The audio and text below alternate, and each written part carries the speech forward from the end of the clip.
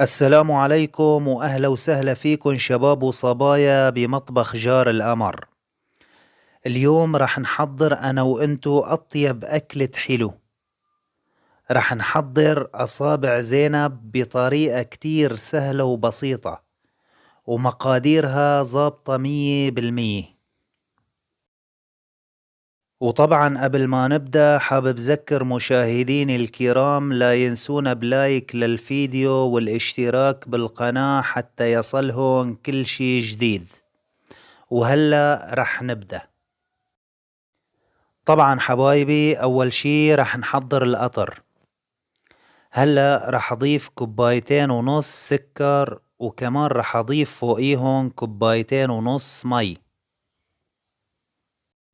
وطبعا بحطن على الغاز وبتركن لحتى يغلو. ولما يغلو بضيف القليل من ملح الليمون فوقيهن. وبعد ما أضيف ملح الليمون فوقيهن بعيرلن 12 دقيقة. بعير 12 دقيقة وبطفي النار تحتن. بهي الحالة بيكون صار عنا القطر جاهز. وهلأ حبايبي رح نحضر العجينة. رح أضيف 2 كوب طحين وكوباية سميد، وكمان رح أضيف ملعقة سكر كبيرة، وكمان رح أضيف ملعقة حليب مجفف، وربع ملعقة كبيرة ملح. وهلأ رح أضيف ملعقتين سمنة وملعقتين زيت.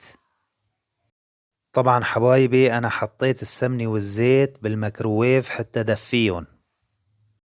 وطبعا حبايبي هلأ منحتاج كوباية مي، طبعا مية بيت، يعني ما تكون باردة ولا تكون دافية كتير. وهلأ منحضر العجينة بهالطريقة هي. خليكم معي حبايب قلبي.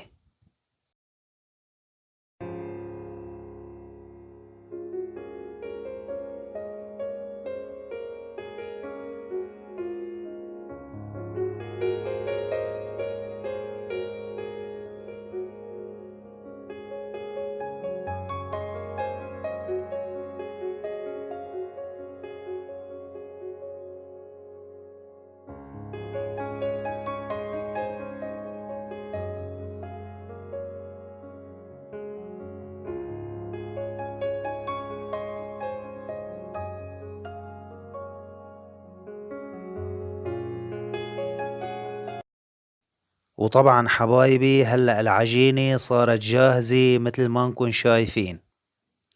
هلأ بغطيها وبتركها 5 دقايق لحتى ترتاح.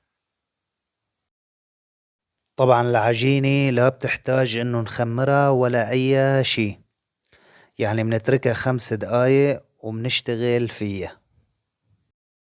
وهلأ منقطع العجينة لقطع متساوية بهالشكل هاد. خليكم معي حبايب قلبي.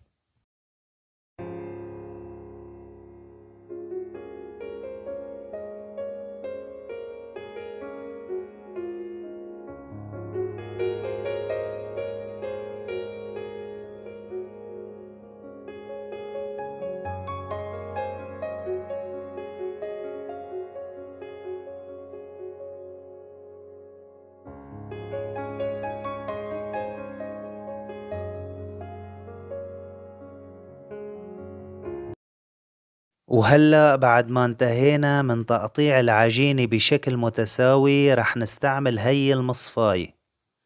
رح نستعمل هي المصفاية لحتى نطالع أشكال حلو مثل ما إحنا بدنا.